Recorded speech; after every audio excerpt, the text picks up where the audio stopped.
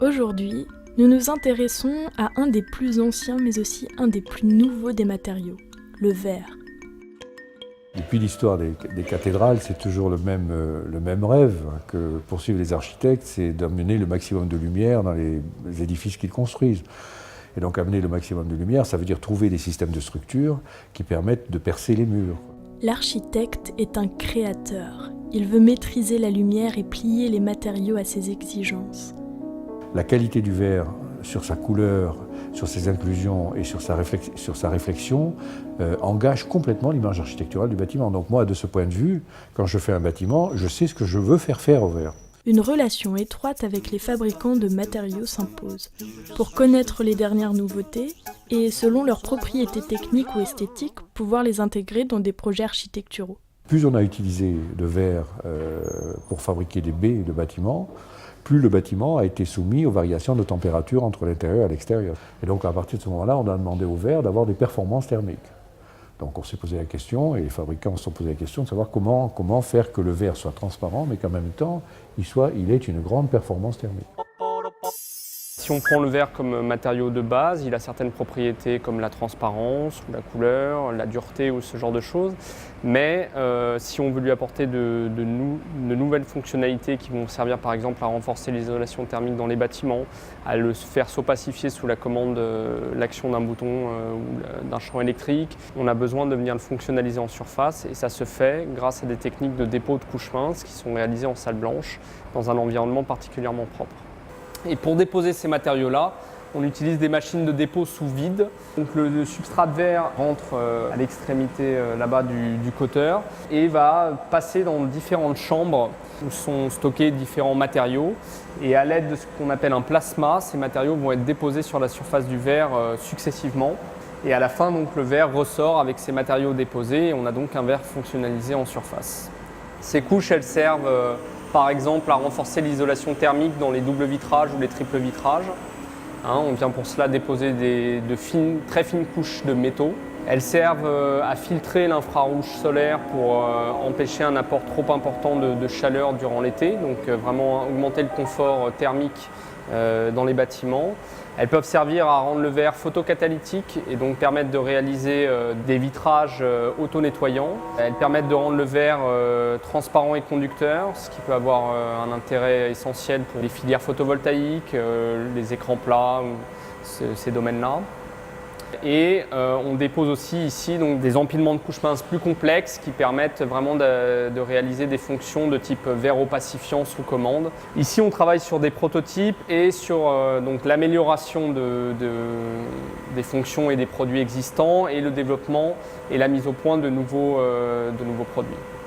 On est en train d'explorer maintenant un champ qui associe le verre avec d'autres technologies, par exemple l'électronique, les cristaux liquides. C'est-à-dire qu'on essaie de mettre dans du verre ou de faire au verre tout un ensemble de choses qu'ils ne savaient pas faire jusqu'à présent. Parmi leurs dernières créations, le verre intelligent. Intelligent ? Mais qu'est-ce que cela signifie pour du verre ? Donc, sous l'application d'un champ électrique, le vitrage va s'opacifier jusqu'à devenir très, très opaque. Lorsqu'on applique donc une tension inverse en polarité sur le vitrage, on vient désopacifier le vitrage de manière réversible. Donc ce vitrage est un vitrage intelligent qui permet de passer d'un état transparent à un état opaque de manière totalement réversible sous l'application d'un champ électrique, typiquement quelques volts. Alors l'opacité est une fonction possible, d'autres fonctions sont possibles. Il y a donc ce qu'on appelle la privacité, je ne sais pas si ça...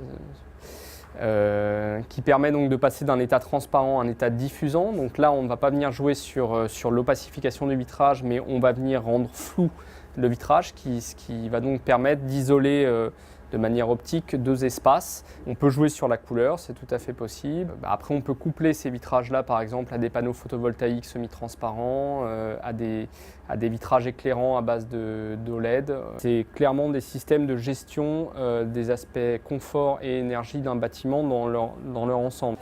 Donc tout ça s'inscrit dans des process d'économie de matière, d'énergie, et on essaie de viser plus juste sur les choses que l'on fait, de façon à ne pas dépenser inutilement. Voilà. Et en ce sens, le verre est un matériau impeccable. Là, on vient de construire un immeuble à Bordeaux qui est appareillé de panneaux photovoltaïques pour Radio France et Pôle emploi, un grand immeuble de bureau. Maintenant, on va utiliser sur une tour que je fais ici, les Moulineaux, des parois de verre avec des inclusions d'éléments photovoltaïques à l'intérieur du verre qui permettent de voir au travers. C'est-à-dire que le verre a à la fois une capacité de production d'électricité, mais en même temps, il garde sa capacité de transparence. Et on a aussi expérimenté avec le verre des illuminations par la tranche, c'est-à-dire qu'on pense aussi que dans peu de temps, on sera capable d'éclairer des pièces sans source lumineuse visible. C'est le mur lui-même qui va devenir lumineux, et en utilisant très très peu d'énergie pour le faire. Et oui, le verre est aussi un matériau écologique. Grâce à lui, économie d'énergie et confort vont de pair. Et qui sait quels nouveaux verres sortiront des chapeaux des chercheurs. On n'est qu'au début de toutes ces choses. Je pense qu'on verra des choses merveilleuses.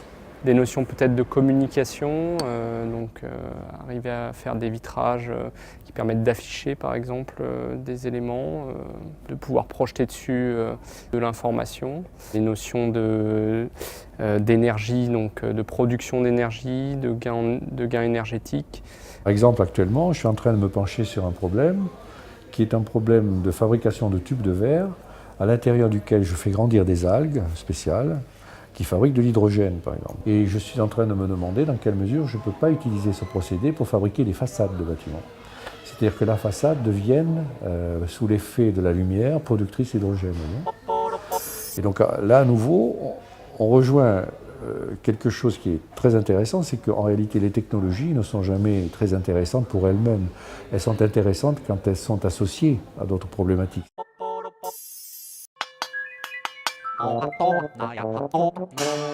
You took